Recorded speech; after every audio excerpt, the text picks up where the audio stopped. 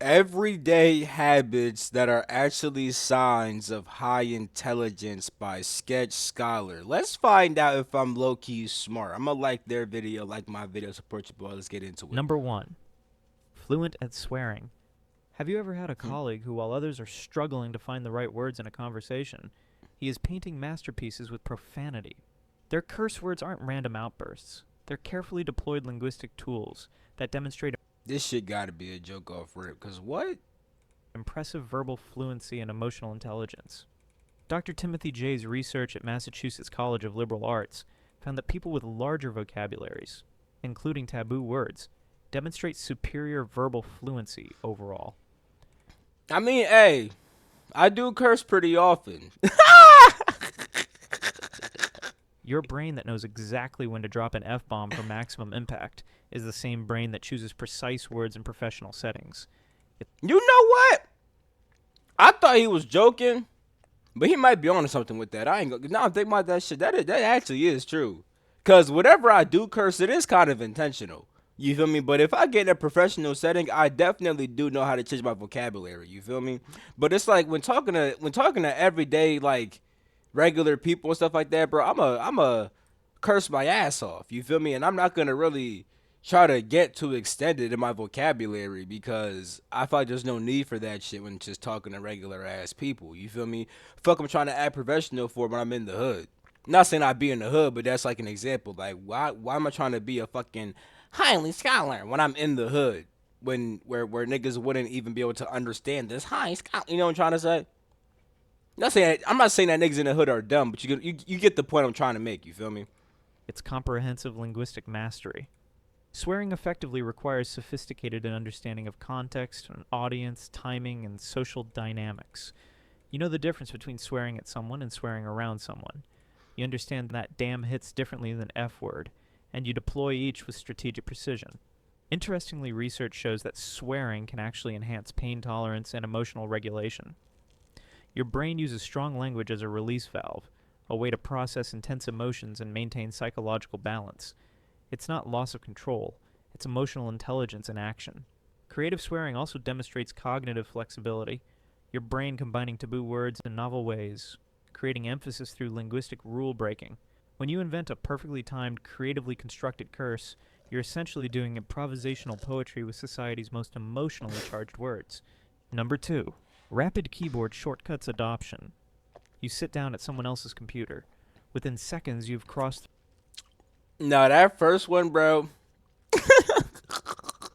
The way that he really just broke down the sophistication behind cursing, bro. I'm about to start cursing more, nigga.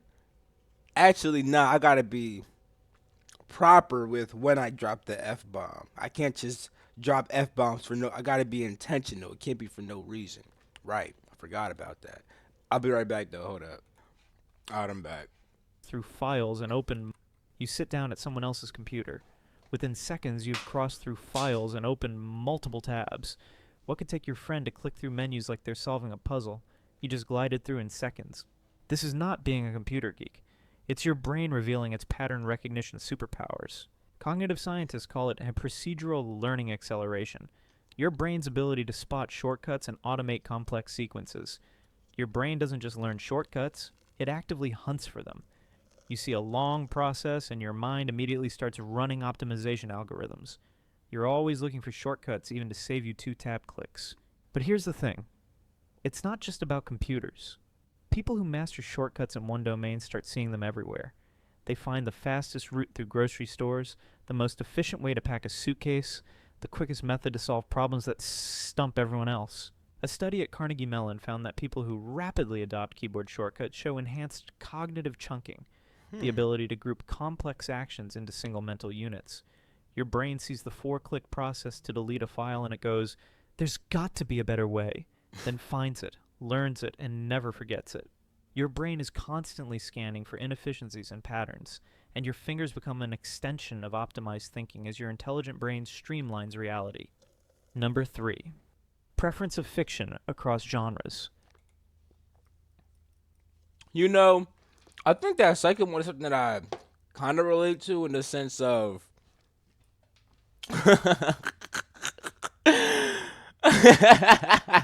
So when I be with my girl, right, and she does certain shit, it could be something as little as like warming up something in the microwave. If I think there's a more efficient way to do that shit, I'll be like, why'd you do it like that? You know, you could have did it like this, right? Now, I'm not trying to say that she did it wrong. I'm not saying that she has to do it my way. I don't want to be that kind of guy, but it's like I just let it slip sometimes. Where I'm like, don't you think it would have been like more fast? Don't you think it would have been faster to do it this way? I was about to say more faster, dumbass shit. But anyway, yeah, like, don't you think it's faster to do it like this or to, you know what I'm trying to say? She hate that shit. Sometimes, like, she actually, she learned to appreciate it. And she actually likes when I do it. Well, sometimes she likes when I do it. When she's not in the mood, she don't like that shit. But when she's in like a very high state, a very confident state, a very self assured, a very like she's just in a good state. She like that shit. Like, oh my god, thank you. I'm gonna try it this way next time, and not. You feel me? But yeah, I'll stop railing. My fault, bro. They talk about reading fiction books. I hate reading. I used to actually hate reading. Now I like reading like nonfiction books. I don't really like reading fiction books, but I do love watching fictional movies. Your bookshelf looks like a library explosion. Your friends always wonder how you manage to read all those books next to your bed every time they come over to see you. You have romance next to sci-fi books, thrillers beside literary fiction, fantasy wedged between memoirs. Your brain is doing something remarkable, building an emotional and cognitive gymnasium. Here's what happens. Reading across genres isn't book hoarding. It's neural cross-training. Each genre exercises different parts of your brain. Romance novels boost your emotional intelligence and social cognition. Science fiction stretches your abstract thinking and possibility processing. Mystery novels sharpen your logical deduction and pattern recognition. It's like having a personal trainer for your mind. That's tough.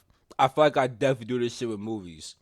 I mean, because whenever I watch a movie, it's very intentional. Like, if I'm watching a movie, I'm trying to take something from that movie, bro. You feel me? I'm trying to learn something from that movie. You feel me? And like like for example, I'll even watch like dating shows with my girl just to see like different ways that people interact with each other in the dating scene. It's like, granted, I have a girl. You feel me? So I'm not really trying to date out here. I just like to see like different kinds of human interaction. Now, granted, some of them shits probably be fake, if not all them shits. But I think it's still like nice to watch that shit to kind of be in that scenario, put myself in people's scenarios, and think about what I would have did differently or what they could have did to make it go better or stuff like that. You know what I'm trying to say? I love doing that shit. You feel me? But yeah, I watch all kinds of shit. I love like mystery movies and stuff like that. You feel me? I love scary movies to like. I like trying to find movies that are really supposed to be scary because not a lot of shit can scare me now. Back in the past, I would avoid scary movies. Now I'm all for that shit because nothing can scare me nowadays. You feel me? I done experienced so much shit in the astral plane, bro. What the fuck they gonna really do? But yeah, I love all kind. I love like magical shit, all that shit, bro. But instead of bicep curls, you're doing empathy reps and imagination stretches. And this doesn't apply to books only. People who enjoy weird combinations of music and videos also have these traits. Oh, Dr. videos. Keith Oatley's research at the University Movies. of Toronto found that people who read diverse fiction score significantly higher on empathy tests and social understanding. Your brain becomes a master simulator, experiencing thousands of different perspectives, cultures, and emotional situations. Reading only one genre is like eating only one food group. Reading across genres gives your brain complete cognitive nutrition. When you jump from a historical drama to a space opera, your brain performs incredible mental flexibility. It switches linguistic patterns, adjusts emotional frameworks, and recalibrates its reality processing system. That eclectic bookshelf isn't random taste. It's strategic intelligence gathering. Number 4. Playing with I fuck with that. Hold up though. I'll do it. analogies and puns. Intelligence gathering. Number 4. Playing with analogies and puns. Do you ever find yourself in a situation where you can't help but see puns everywhere? For example, when you see a broken elevator and think, it used to give uplifting experience, but it has had its ups and downs. Your brain constantly connects completely unrelated concepts and somehow makes them make sense. This is semantic flexibility. Your mind's ability to juggle. I like doing this with like vulgar shit though. You feel me? And I don't mean vulgar like. I mean vulgar like I don't know, just stuff that niggas be like, why the fuck did he say that? You feel me? I be having like dark humor and dark puns, bro. Niggas be like, bro, like, chill, nigga. The fuck? Like, I ain't gonna cap. Juggle multiple meanings, contexts, and conceptual frameworks at once. When you make a pun, you're not just being clever. You're demonstrating that your brain can hold two completely different interpretations of the same information simultaneously. That's not normal. That's advanced cognitive architecture. People who naturally created analogies and wordplay show enhanced divergent thinking, the ability to generate creative solutions by connecting. I could solve a Rubik's Cube, yo. Dead ass. I could really I'll fucking show you niggas right the fuck now, bro. I'm about to solve this shit for y'all, bro. Skip this part of the video if y'all don't want to see me solve this shit, bro. I promise you it's only going to take like 2 minutes tops, you feel me? I've been doing this shit since I was 7 years old. And no, I did not mix this up in a certain way where I could just unmix it. Like, nigga, like, this is like a real mix-up, nigga. You feel me? I'm about to solve this shit for y'all, you feel me? Actually, let me move my camera down a bit more. Hold up. All right, boom. So, yeah, nigga, this shit's actually, once you know how to solve these joints, it actually becomes really easy, you feel me? Because it's really just about knowing certain like algorithms and how to create certain patterns and stuff like that. It's actually really like, why'd I say 7 though? I tweaked out. I'm gonna say 7th grade. I've been doing this since I was in 7th grade, you feel me? So ever since I was 12 years old, I've been solving Rubik's cubes, you feel me?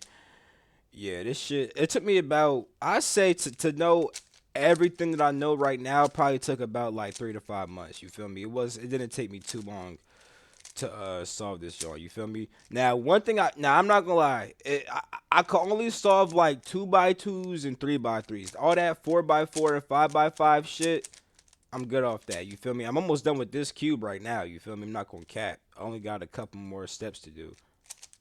You feel me?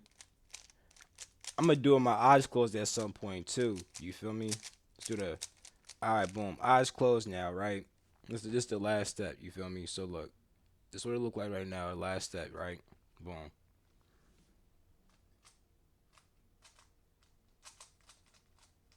Done. Yeah.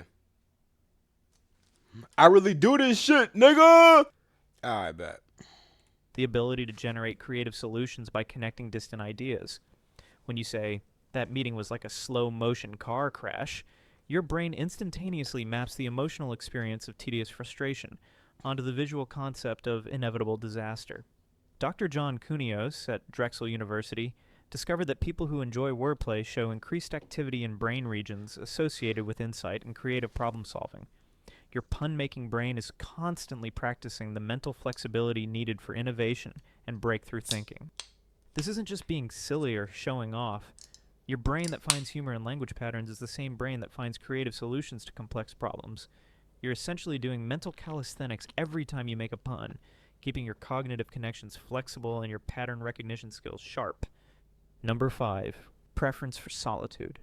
Are you that person when others need constant social stimulation? Yeah, that's me. You actually crave alone I ain't gonna lie, this video gonna make a nigga feel smart as shit. Cause I'm sure that there's multiple niggas that do all these things. You feel me?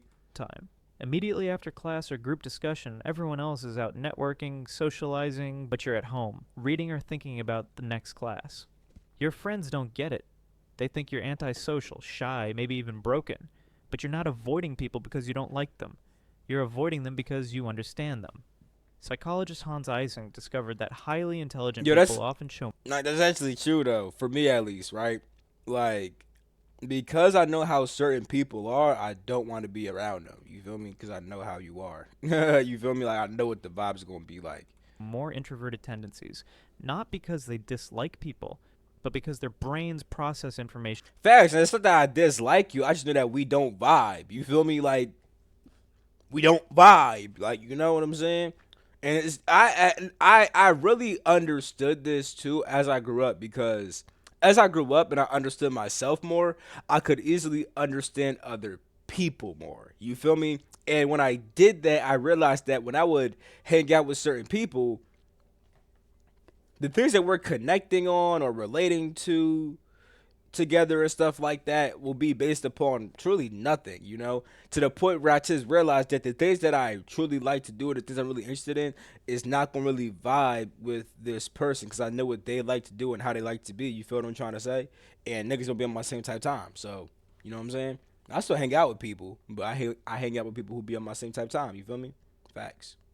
I don't know why I just paused that shit. My bad. Differently. Your mind might be like a high-performance computer that works best without too many programs running simultaneously. Social situations, while enjoyable, require significant cognitive resources, monitoring conversations, reading facial expressions, managing social dynamics. Dr. Satoshi Kanazawa's research found that highly intelligent people report lower life satisfaction when they socialize frequently, unlike their less intelligent counterparts. It's not that you're antisocial, it's that your brain has different optimization requirements, like a sports car that performs best on an open highway rather than stop-and-go traffic. Solitude gives your brain space to engage in what psychologists call deliberate practice, deep focused thinking, that builds expertise and generates insights. That preference for solo dinners, lone walks, or quiet evenings isn't a personality flaw. It's your intelligent brain knowing what it needs to function at its highest level. Number 6. Asking whys more than what. Your brain is always asking. I am a why ass nigga. I ain't gonna lie. I ain't gonna lie. This video really is gonna make you feel smart as shit. You can relate to any of these, bro. You feel what I'm trying to say? This is definitely shit that I do. Why when someone tells a fact. Most people ask what happened and they get satisfied, but your brain can't take that. It doesn't just collect facts. It hunts for the story behind the story, the cause behind the effect, the reason behind the reason. This isn't just curiosity. It's a fundamentally different approach to information processing. While others are collecting data, you're building understanding. You don't just want to know that something is true. You want to know why it's true, what makes it true, what happens if it stops being true. Yeah. This why-seeking behavior is what psychologists call causal reasoning, and it's a hallmark of higher-order thinking. Your brain isn't satisfied with surface information. It wants to understand the machinery underneath. Children ask why constantly because their brains are building causal maps of reality. Your brain kept that childlike curiosity supercharged. I had to stretch my jaw real quick. Don't mind you feel me? With adult analytical power. A study at MIT found that people who naturally ask why questions show enhanced metacognitive abilities. They think about thinking itself. Your brain doesn't just process information. It processes how information connects, why connections exist, and what those connections might predict. This isn't about being skeptical. It's your intelligent brain mapping the hidden architecture of reality. This isn't about being skeptical. What the hell? Have you ever wondered how Damn, your nigga. brain can Wait, change throughout your life? whoa, hold up. What if I told you Wait, that the oh my key to God. unlocking What your the brain's fuck?